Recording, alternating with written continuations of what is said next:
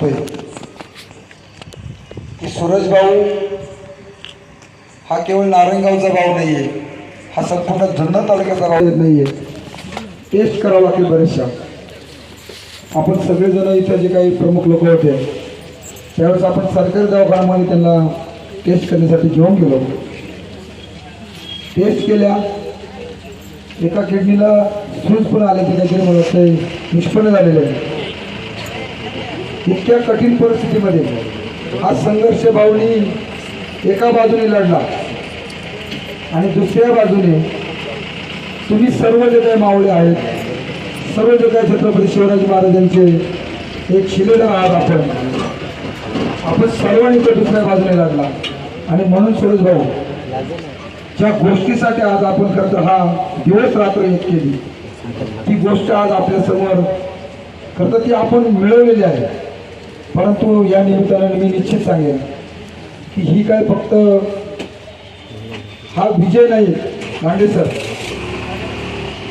हा विजयातला एक पाऊल आहे आपलं. मला वाटतं सूरज भाऊ तुम्हाला खूप खूप धन्यवाद द्यावा लागेल, कारण महाराष्ट्रामध्ये अशा प्रकारे आयोजित केलेल्या सुनावण्या. सूरज भाऊ तुम आगे बढ़ो, हम तुम्हारे साथ हैं. सूरज भाऊ तुम आगे बढ़ो, हम तुम्हारे साथ हैं. महाराष्ट्रामधील पहिली घटना आहे की अदानी सारख्या महाकाय उद्योगपतीचा प्रकल्पाची जी सुनावणी आहे ती सुनावणी रद्द होण्याची महाराष्ट्रातली पहिली घटना. आणि आणखीन एक गोष्ट, भाऊंच्या धैर्याला खरं आपण सलाम केला पाहिजे.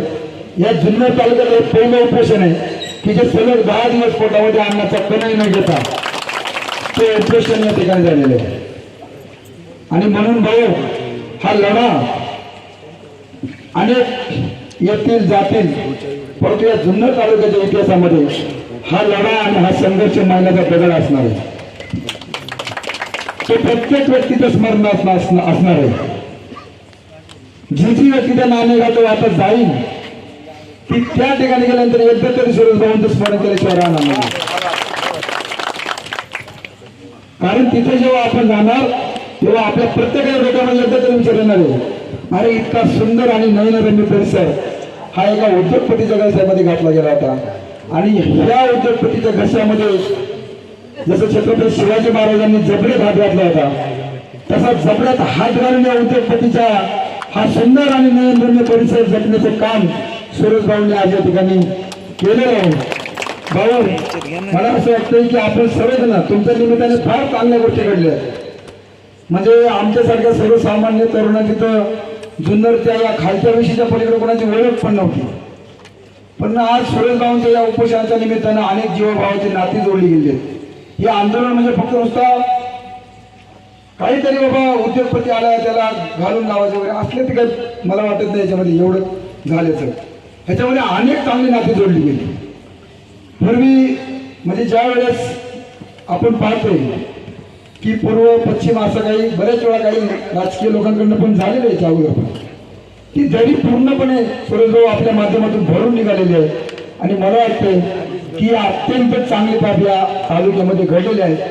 हे जे काय वातावरण आहे हे असंच जर राहिलं तर नाणेघाट किंवा आडोशी काय एक दगड सुद्धा या भागात आपण उचलू शकणार नाही. आणि त्याची चुलूक आपल्याला सूरजभाऊ आज पाहायला मिळाली. जो कलेक्टर आपल्याशी चर्चा करत होता, बोलत नव्हता, त्याने नाक घासून आज पत्र काढले की मी सुनावणी रद्द करतोय. म्हणजे हे आपल्या सर्वांची ताकद आहे, एकीचं बळ आहे सूरज भाऊ. विशेष करून मी सर्व पूर्व भागातील आणि पश्चिम भागातील देखील ज्या सगळ्या ग्रामपंचायत आहे, सर्व सरपंच आहे, सर्व सदस्य आहेत, विविध जे काय पदाधिकारी आहेत, हे सर्वांचं मनापासून मी करतो धन्यवाद मानतो. कारण तुम्ही ज्या वेळेस मनावर घेतलं त्यावेळेस गावागावातून नागरिक बाहेर पडू लागले, गावागावातून तरुण तरुणी बाहेर पडू लागल्या, महिला प्रतिनिधी बाहेर पडू लागल्या. आणि तुमच्या या सहकार्यातून इथं दर दिवसाला कमीत कमी 100-500 लोक येऊन जायचे. कारण मी स्वतः इथं असायचो प्रत्येक दिवशी. आणि मला असं वाटतं की इतका मोठा प्रतिसाद लाभेल हे पहिलं आंदोलन आहे. अनेक आंदोलन मी पाहिले, मी जवळजवळ 14-15 वर्ष चळवळीमध्ये थोडं काम केलेलं आहे. इतका मोठा प्रतिसाद आणि इतका मोठा लोकांचा सहभाग असलेलं हे आंदोलन आहे. आणि जेव्हा लोकांचा सहभाग असतो त्यावेळेस कुठलाही लढा अशक्य नसतोय. आपण वहीवरती जेव्हा रजिस्टरवरती नोंद करतो, आजपर्यंत या 9 दिवसात 6,500 लोकांनी नोंद केलेली आहे. आता ज्या लोकांनी सही केली नाही त्यांचा तर अजून वेगळा आकडा आहे. परंतु निश्चितच तुम्हा सर्वांचं मी मनापासून या ठिकाणी धन्यवाद मानतो. जी संघर्ष समिती आहे त्या संघर्ष समितीचं सुद्धा खरं तर पदाधिकाऱ्यांचं मला मनापासून धन्यवाद मानायचं आहे. कारण जो टेक्निकल बाब असते म्हणजे एखाद्या लढ्याचा, त्या लढ्याच्या सगळ्या पार्श्वभूम्या त्याचा व्यवस्थित अभ्यास करणे, कायद्याचा अभ्यास करणे, ती भाषा प्रशासनाला परत समजून सांगणे, आपलं मत प्रशासनाच्या खरं तर मस्तकामध्ये घालणं, हे सगळ्या गोष्टी आपण देशात तितक्या सोप्या नाही आहे. कारण मी इथे येऊन लांबलचक भाषण ठेवणं हा खरं तर माझ्या कौशल्याचा भाग आहे. परंतु टेक्निकल बाबी एखाद्या माणसाला समजून सांगणं आणि त्याच्या त्या गळी उतरवणं हा फार खरं तर किचकट भाग असतो. तो भाग या सगळ्या समितीतील समितीतील सर्व सदस्यांनी खरं तर सांभाळली, सोशल मीडिया बरेच सांभाळला. आणि ज्यांच्यामुळे हे आंदोलन महाराष्ट्रात गेलं, इथे सर्व पत्रकार बांधव आहेत, तुम्हाला सलाम करतो. आपण न्यायाची बाजू लावून धरली. आपण या ठिकाणी न्यायाच्या बाजूने खंबीर उभे राहिला, शिवजन्मभूमीच्या बाजूने आपण उभं राहिला. आणि म्हणून हा लढा महाराष्ट्रापर्यंत नाही दिल्लीपर्यंत पोहोचलेला आहे. म्हणून तर त्याची आज दखल घ्यायला लागलेली आहे. आता आणखीन पुढे आपल्याला जायचंय. थोड्या दिवसात सुरेश भाऊ आपण एक चांगला मोठा मेळावा घेणार आहोत. त्या मेळाव्यामध्ये आपली भूमिका आपल्या उपस्थितीमध्ये आपण खरं तर ती लोकांसमोर घेऊन जाणार आहोत. आणि म्हणून जास्त न बोलता उशीर पण झालेला आहे. मी सर्वांचं पुन्हा एकदा मनापासून आभार मानतो. आपण सर्वजण सातत्याने या आंदोलनामध्ये येऊन या आंदोलनाची ताकद वाढवली त्याबद्दल तुम्हाला सर्वांना मी एकदा मनापासून धन्यवाद देतो आणि या ठिकाणी थांबतो. यानंतर आपलं किरण जे लवकर सर आहेत ते 2च मिनिटं बोलतील आणि सुरेशभाऊ बोलतील. या ताई खरं तर या ठिकाणी त्यांच्या हातून भाऊंचं उपोषण आपण सोडणार आहोत. मी किरण सरांना विनंती करतो. यांच्या आंदोलन उपोषणाचा आज 10वा दिवस सुरू झालेला आहे. संजू भाऊंनी बरीचशी पार्श्वभूमी या ठिकाणी सांगितलेली आहे. परंतु सूरज भाऊ, तुमचा हा आमरण उपोषण आहे याची नोंद इतिहासात होणार आहे. त्याचं कारण असे की हा जो लढा आहे हा ऐतिहासिक लढा आहे. देशातल्या सर्वोच्च शक्ती अदानीच्या विरोधात आणि त्या अदानी बरोबर मोदी शाह सारखे मोठे राजकारणी यांच्या विरोधातला हा लढा होता. आणि त्याच्यामुळं पावलावरती आपल्याला त्याची कल्पना येत होती की कशा पद्धतीने प्रशासन वागतंय. एवढ्या मोठ्या प्रमाणात आज मागच्या 3-4 दिवसापासून सातत्यानं माणसं रस्त्यावर उतरत आहेत. परंतु तरी प्रशासन ढिम्म हलायला तयार नव्हतं. सूरज भाऊंचा आज 10वा दिवस आहे. 10 दिवस एखाद्या माणसाला अन्न पाण्या वाचून या ठिकाणी अशा प्रकारे वेठीस धरणं हे अतिशय चुकीचं आहे. खरं पाहिलं तर आंदोलकांची मागणी काय होती तर कायद्याची अंमलबजावणी झाली पाहिजे एवढीच किरकोळ मागणी होती. परंतु त्यालाही प्रशासन धीक घालायला तयार नव्हतं. आणि खऱ्या अर्थानं सूरज भाऊंनी मला वाटतं त्यांना वारंवार मागणी केली लोकांनी की सूरज भाऊ तुम्ही उपोषण सोडा. मला आठवतंय ज्यावेळेस मी इथं आलो होतो 14 तारखेला बैठक होती आणि त्यावेळेला सूरज भाऊंनी त्या ठिकाणी सांगितलं की नाही काही झालं तरी जोपर्यंत ही जनसुनावणी रद्द होत नाही तोपर्यंत मी हे उपोषण सोडणार नाही. मला वाटतं अशा प्रकारची भूमिका घेण्यापासून आमच्यासारख्या कार्यकर्त्यांना त्या ठिकाणी प्रेरणा मिळाली. आम्ही हा लढा रस्त्यावरती उतरवला. आपल्या सगळ्यांची साथ मिळाली. वेगवेगळ्या सगळ्या संघटना त्याच्यामध्ये सहभागी झाल्या. आणि खऱ्या अर्थानं जर शिवाजी महाराजांचा विचार जपण्याचं काम जर कोणी केलं असेल तर ते सूरज भाऊंनी केलेलं आहे. याचं कारण मी तुम्हाला सांगतो. शिवाजी महाराजांनी सांगितलं होतं की शेतकऱ्याच्या भाजीच्या देठालाही हात लावू नका. आमच्या अख्ख्या बांधवांच्या जमिनीच हे गिळंकृत करायला निघाले तो. आणि त्याच्यासाठी हा मावळा या ठिकाणी 10 दिवसापासून आंदोलन करतोय.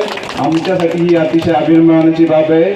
सूरज भाऊ, आम्ही तुम्हाला बाकी काय नाही पण आमच्या हृदयामध्ये तुम्ही या ठिकाणी स्थान पटकवलेलं आहे आणि ते त्या ठिकाणी कायमस्वरूपी आमच्या मनामध्ये तुमच्याविषयीची भावना यापुढे राहणार आहे. परंतु मित्रांनो, मला तुम्हाला सांगायचं आहे की ह्या एक पहिला टप्पा या ठिकाणी आपण पूर्ण केलेला आहे. ही लढाई अजून संपलेली नाही. ह्याच्यामध्ये अजून अनेक टप्पे लढायांचे आपल्याला या ठिकाणी करायला लागणार आहेत. आणि सूरज भाऊ, तुम्ही त्याच ताकदीने आमच्या मागे त्या ठिकाणी उभे राहणार आहात आणि आपण शेवटपर्यंत ज्या दिवशी या अदानीला आपण त्या ठिकाणी या नाणेघाटाच्या कड्यावरून खाली ढकलून देऊ त्या दिवशी खऱ्या अर्थाने आपला विजय होणार आहे. आणि या ठिकाणी आता सूरज भाऊंनीच उपोषण या ठिकाणी सुटावं, त्यांची प्रकृती लवकरात लवकर बरी हो अशी या ठिकाणी मी सदिच्छा व्यक्त करतो आणि थांबतो. धन्यवाद.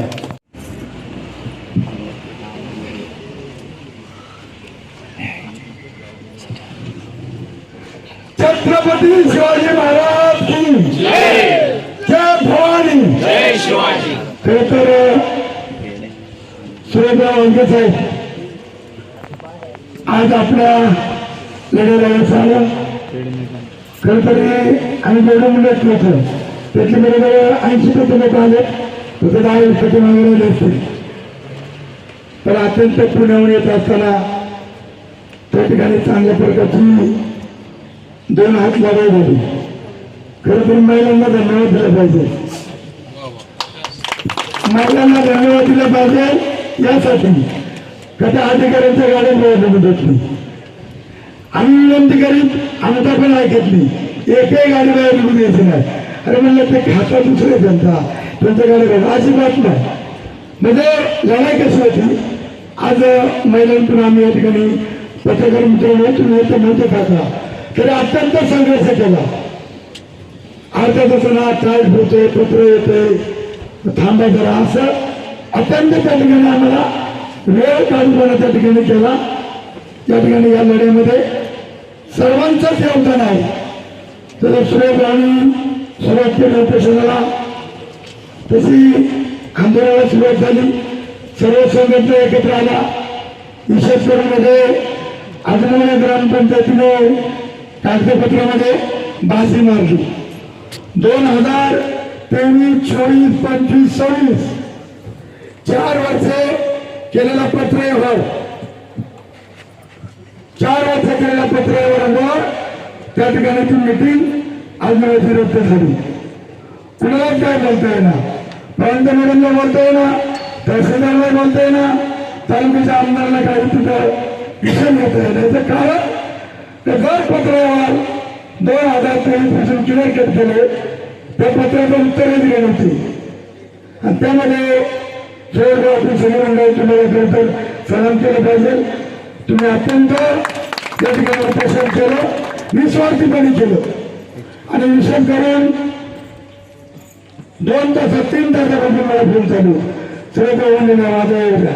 म्हणजे मित्र कसा असावा, मित्र कसा असावा, तो सारखा असावा हे त्यांनी या ठिकाणी दाखवून दिलं. समोर घेतलेले उभे राहिले सगळे आपले आदिवासी बांधव आहेत. आदिवासी भागातून आलेल्या सर्व गाड्या या ठिकाणी लाईन लागली.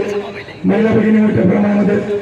सुरेश भाऊ, तुम्हाला जेवढा त्रास झाला तेवढा त्रास आम्हाला खरं तर मडपारगाव कल्याणनगर हवेला आंदोलन करताना दिला. एवढं वाईट वाटलं तर स्वातंत्र्य दिनाच्या दिवशी आपण दिवस निवडला. मी 15 वाजता गेलो. 15 वाजल्यानंतर पोलिसांनी मला आतमध्ये घेऊन बसून ठेवलं 1.5 तास. तिकडं आंदोलनाच्या गाड्या आल्या मला सारखं फोन करी. मी जर त्यांना म्हणतो मला पोलिसांनी इकडं धरून ठेवले तर आंदोलन फिसकटेल, लोक घाबरतील. आलो आल्या आल्या म्हणता म्हणता माझा 1.5 तास गेला. ठीक आहे, मी जात तोपर्यंत प्रचंड गर्दी 4-5 हजार लोक जमली होती. पण मी थोडा लेट झालो, मला गाडवाच भेटत नाही. ती गाडवाहून आली, मी तिथे अंबूट टाकली. मला गाडवाचं मोठं काढल्याशिवाय आपण शांत बसायचं नाही. मी पुढे गेलो, आंदोलन सुरू झालं आणि नेमका पोलिसांनी गाडवांना अटक केली. म्हणजे गाड्या ताब्यात घेतली, तेव्हा पूर्ण घेऊन चालू होती. सर्व लोकांनी आम्ही हजर झाला. आमची गाडं आणल्याशिवाय आम्ही रोडवर उठणार नाही. पोलिसांनी गाडं आणली. आंदोलन 1 नंबर झालं. सुरू जसं उपोषण 1 नंबर झालं तसं कल्याणनगर हवे त्या ठिकाणी पहिल्यांदा 5,000 लोक चक्कजमदार होता. पाऊस गळत होता, पाऊस चालू होता, रोडवर तेवढी, प्रत्येक घाटीमध्ये तेवढीच पावसामुळे प्रचंड सर्वांनी प्रतिसाद दिली. न सांगता सर्वजण आलं. वैष्णवरून भवानीच्या 30 गाड्या होत्या. त्यांच्या गाड्या मागे थांबल्या. ते पाय आले कारण दोन्ही बाजू पॅक झाल्या होत्या. आणि म्हणून या संघर्षाला सगळ्यांनी साथ दिली. रस्ता रोको आंदोलन झाला. 200 पोलीस आले. आजचा पण आपण त्या ठिकाणी त्याप्रमाणे धरणं आंदोलन सर्व संघटनेचे कार्यकर्ते आले. असो आपण जिंकलो आला महत्व. आपण जिंकलो आला महत्व. थोडीशी शंका आहे पण ते 19 तारखेला निघल. तसं काही फारशी शंका नाहीये. त्यांनी एक थोडीशी त्याच्यामध्ये जरी शब्दरत्न केलं असेल तरी आता आपण हे थांबणार नाही.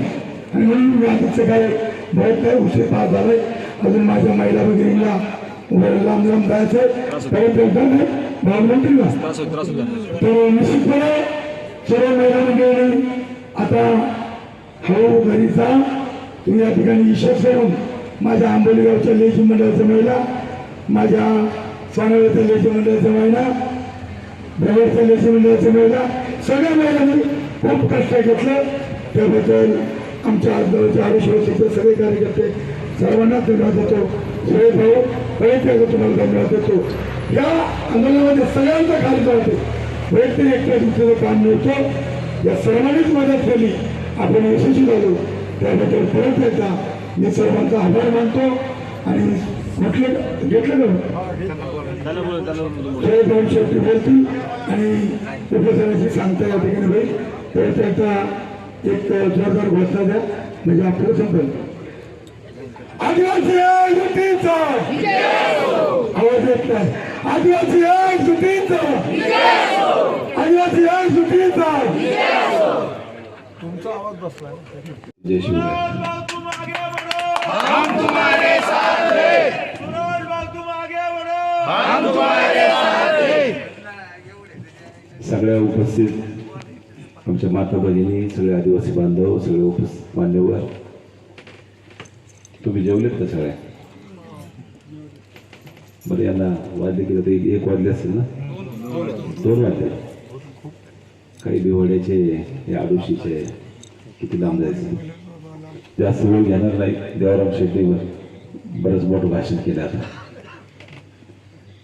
खरं तर ही जी सुरुवात झाली ती केवळ तुमच्याकडे पाहून झाली.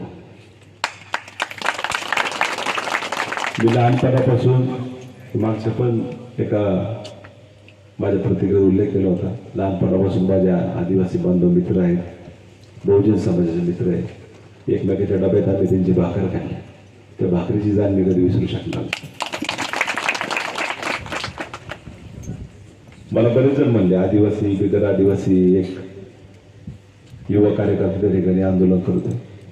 मला असं वाटतं सगळं आपण सोडून दिलं पाहिजे.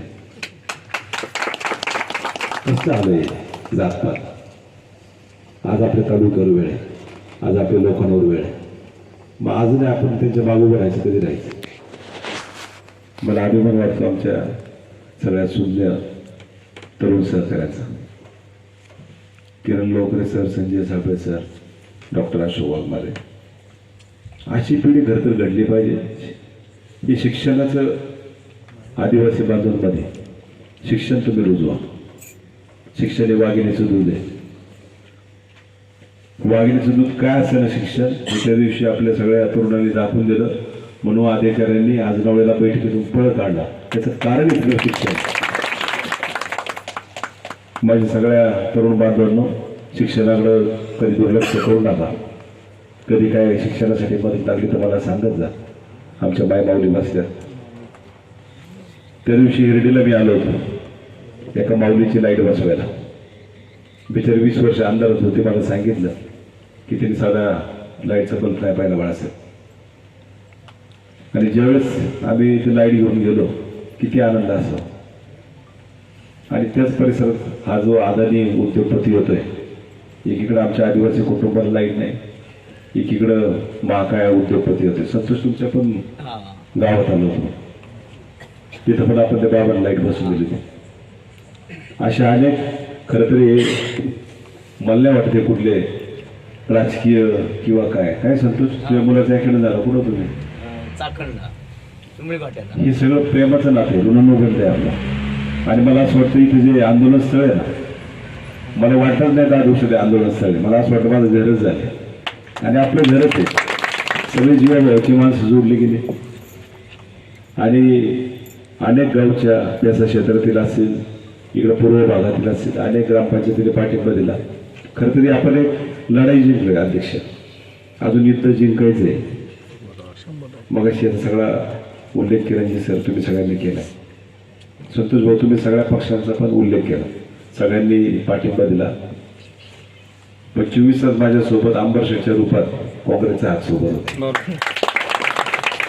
अंबरशेठने खरंच जागा नाही सोडली आमचे बाळासाहेब असतील ते सगळे सहकारी माझ्याबरोबर 24 तास राहणारे आमचा सचिन असेल संजू असेल हेमंत असेल ओंकार असेल ऋषी असेल हे सगळे सहकार्य म्हणजे 24 तास झोपण्यापासून विजू भाऊ आमचा आता काय बोलायचं एक वेगळं नंबर झालं कोणाचं नाव राहिलं तर प्रणव तुम्ही सगळ्यांनी समजून घ्या बोलायचं बरंच पण आपल्या लोकांना उशीर व्हायला नको काळजी करू नका आज खरं तर आपण आदरणीसारख्या उद्योगपतीला निदान एका टप्प्यात रोखू शकलो छत्रपतींच्या शिवाजी महाराजांचे संस्कार आहे मला अंबरशेठ तुम्ही मगाशी जसा उल्लेख केला बरेच जण विचारतात की प्रत्येक वेळेस तू संकटात कसं काय राहून जातो तुला नेमकं कोण सल्ला देतो सल्ला देणार कोण नाही छत्रपती शिवाजी महाराज जे संस्कार आहे आपली जन्मभूमी ते आदर्श मानून ज्या वेळेस एखाद्या घटकावर अन्याय होतो त्यावेळेस असं वाटतं छत्रपती आपल्या आदेश देतात की तू यांच्या मागे धावून जा आणि आज मावळ्यांनी उभं राहायचं कोणी राहायचं आज आपल्या शिवजन्मभूमीवर वेळ आली ज्या सह्याद्रीचं रक्षण छत्रपतींनी केलं मावळ्यांनी केलं आणि बलिदान दिलं त्या सह्याद्रीवर वेळ आली मग मावळ्यांनी उभं राहिलंच पाहिजे ना जर आपल्या सेनापतींनी जर तलवार टाकली असेल तर मावळ्यांनी उभं राहिलं पाहिजे मावळे लढतात आज आपली सामान्य माणसं लढतात अनेक या सगळ्या आंदोलनात या सगळ्या प्रक्रियेत अनेक राजकारणं घडली परंतु आपण राजकारणाचं लवलेशपणीच या आंदोलनास्थळी आपल्या मी वारंवार पहिल्या दिवसापासून ही विनंती करतो कुणीच आरोप प्रत्यारोप करू नका कुणीच व्यक्तिमत्वावर टीका करू नका जे काय करायचं ते प्रामाणिकपणे करा आणि आपल्या आदिवासी बांधवांना आता खरी वेळ आहे यांच्या मागं हे उभी राहण्याची वेळ आहे त्याच्यामुळे आता कोणी राजकीय टीका करण्याची वेळ नाही असो सगळ्यांची मदत झाली सगळे लोकप्रतिनिधी असतील सगळे मग एक संतोष भाऊनी सगळ्यांचा तसा उल्लेख केलेलाच आहे बाळासाहेब आपण आज जवळच्या ग्रामसभेत पहिल्या दिवशी गेलोच होतो डॉक्टर आमलेंनी माझी काळजी घेतली पण हे प्रामाणिकपणे सांगतो किरणजी सर की आंदोलन करताना ज्यावेळेस मी अन्नत्याग केला होता बऱ्याच वेळा मी मला म्हणत होतं की पाणी तरी पित जा मला सगळ्यांचा आग्रह होता तुम्ही मला कधी पाहिलं पण नसं एक गोड पाणी पिताना जेव्हा हे आंबले सर यायचे का एक तर सकाळी नाही तर संध्याकाळी एक मेडिसिन घेऊन यायचे तेवढे मेडिसिन मला फक्त द्यायचे ते काहीतरी थोडं अर्धा लिटर पण पाणी नसेल त्याच्यात पाणी नव्हतं नाही मेडिसिन आणि असं याच्यावर आपण दिवस काढले मी घरून जर फोन आला तर सांगायचं नाही मी पाणी तरी पितोय आता काय सांगणार घरच्यांना पण शेवटी जपायचं कारण कुटुंबात आमच्या पत्नीचे वडील त्या ठिकाणी वारले होते आज खरं तर तिला आधार देण्याची वेळ होती कालच त्यांची दशक्रिया झाली या सगळ्या कुटुंबातून खरं तर दुःख बाजूला ठेवून आज आपल्या आदिवासी बांधवांना जी वेळ आली त्यांना जे दुःख आले मला असं वाटतं ते मला सध्या महत्त्वाचं वाटलं नक्कीच हे पण आपलं कुटुंब आहे जसं ते माझं कुटुंब आहे 2 लहान लेकरं आहेत मग अशी अंबरशेठ मला आमचे मित्रपरिवार म्हणत होता की तुझ्या मुलाला नाही तर मुलीला घेऊन ये तुला उपोषण सोडायला म्हणलं का ही काव्य पण माझी मुलगीच आहे की आदिवासी आपली आमच्या शेळकंदे परिवारातली किती तिन्ही भावनेने त्या ठिकाणी भावना व्यक्त केल्या असो अजून बरंच काय बोलायचे आता सध्या काय आहे सोनोग्राफी केली आहे माझ्या किडनीला आणि लिव्हरला थोडी सूज आली इथून डायरेक्ट मी मॅक्सकेअर हॉस्पिटल नारायणगावला ॲडमिट होणार आहे इथे ॲम्ब्युलन्स आली का संजूची आले इथून उपचार करण्यासाठी जायचं आहे शेवटी आपण अनेक भावनिक विषय मी जास्त काय फक्त मी प्रत्येकाला सांगितलं कोणी कसलं कौतुक करू नका काय करू नका आपल्याला अजून बराचसा टप्पा गाठायचा आहे. परिणिता दांडेकर ज्या पर्यावरण प्रेमी त्यांचा पण मला आवर्जून अमेरिकेवरून फोन आला. याबाबत त्यांचा प्रचंड मोठा अभ्यास आहे. आपल्या मागं अनेक अशी माणसं उभी, अदृश्य शक्ती उभी की आपल्याला ते साथ देणार आहे. याच्यामध्ये नॉलेज हे फार महत्त्वाचं इम्पॉर्टंट पार्ट आहे. त्याच्यामुळं ही सगळे आता तरुण जागृत झाले. मला खरोखर याचा फार प्रचंड अभिमान आहे अध्यक्ष. त्याच्यामुळं आपण इथून पुढच्या काळात काळजी करू नका. रस्त्यावरची लढाई असेल, सगळ्या प्रकारची लढाई असेल, आपण नक्कीच त्या पद्धतीने पुढे जाऊ. सगळ्यांचे मी आभार व्यक्त करत असताना या ठिकाणी सगळ्यांचेच आमचे पूर्व भागातील पण अनेक जण येऊन या ठिकाणी पाठिंबा दिला. त्याचं कारण असं, पूर्व भागात पण अनेक गावच्या जमिनी त्या ठिकाणी सोलर प्लांटसाठी त्या ठिकाणी खोटं नाटक बोलून, प्रलोभन दाखवून, खोटीनाटी आश्वासनं देऊन 25-25 एकर गायरान जमिनी घेतल्या आवादा कंपनीने. आणि आता या अदानी कंपनी आपल्या पश्चिम भागातील सह्याद्रीच्या डोंगर रांगात आपल्या आदिवासी बांधवांच्या त्या ठिकाणी जमीन हिरवून घेण्यासाठी त्या ठिकाणी मागं लागली. बरं, अदानीला या सह्याद्रीच्या सगळ्या डोंगर रांगात जवळ 59 प्रकल्प आहे. मग या राज्यकर्त्यांना माहीत नाही का तिथं माझा गोरगरीब आदिवासी बांधव राहतो डोंगरदऱ्यात. आजपर्यंत परकीय आक्रमणं खूप झाली, पण परकीय आक्रमणांना कधीच या सह्याद्रीला हात लावता नाही आला. ते अदानीने करून दाखवलं. असो, अनेक गोष्टी असतील. इथून पुढच्या काळात फक्त आपण भावासारखे सगळेजण एकत्र राहू. मी तुमचा मुलगा आहे, मी तुमचा भाऊ आहे, त्यामुळे काळजी करू नका. मी पुन्हा एकदा आपल्या सगळ्यांचे आणि सगळ्यात महत्त्वाची गोष्ट पत्रकार बांधवांचे, आज नॅशनल मीडियाला मला काही पत्रकारांचे फोन आले. ते म्हणजे आम्हाला इच्छा असूनही पण दाखवता येत नाही, आम्हाला लिमिटेशन आहे. परंतु आपल्या जुन्नर तालुक्यातील पत्रकारांना माझा सलाम आहे. खरंच मनापासून सलाम. तुम्ही निर्भीड पत्रकारिता जी दाखवली त्याच्याबद्दल खरं सलाम आहे. कारण अदानीच्या प्रकल्पाच्या बातम्या हे कोणच दाखवत नाही, शोकांतिकापाने. तर तुम्ही सगळेजण पुढे आले, सोशल मीडिया सगळे असेल आणि आज पोलीस प्रशासन, त्याचप्रमाणे ग्रामीण रुग्णालयाचं प्रशासन असेल, काळजी घेतली. गुंड सर असेल, भोसले सर असेल. पण आपल्याला ह्या राज्यकर्त्यांच्या विरोधात भविष्यात लढाई करायला लागेल. आज आदिवासी बांधवांना वेळ आली आहे. उद्या हे राज्य करणारं जे सरकार आहे, सरकारमधले जी लोक आहेत यांच्याविरुद्ध आपल्याला लढाई करायला लागणार आहे. एवढं भविष्यात लक्ष ठेवा. हे सगळे महापुरुष दिसत ना.